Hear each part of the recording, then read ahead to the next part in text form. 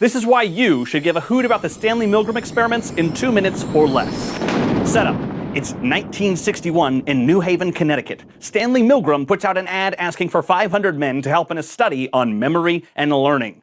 Experiment. The participants are divided into what they call quote-unquote learners and quote-unquote teachers to study the effect of pain in memory. The quote-unquote learners are hooked to an electroshock generator and are to learn a series of word pairs, with wrong answers being punished with increasingly higher voltage electroshock.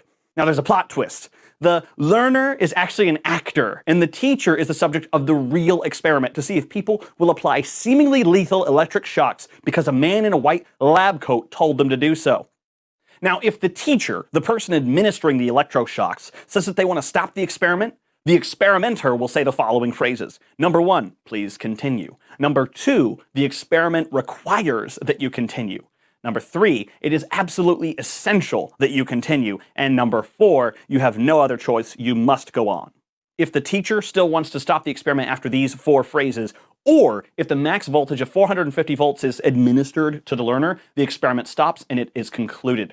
The experts of the day estimated 0.1% of all participants would administer the highest shock on the board. The results from the first round of testing: 65% of people will deliver seemingly lethal electric shocks just because they're told to by a perceived authority. Darren Brown, an awesome thinker, recorded a version of the Milgram experiments on his show The Heist, which may be floating around the inner tube somewhere. But it makes me wonder, what are we doing to have a culture where 2/3 of people will shock you to death when told to by a man in a white lab coat?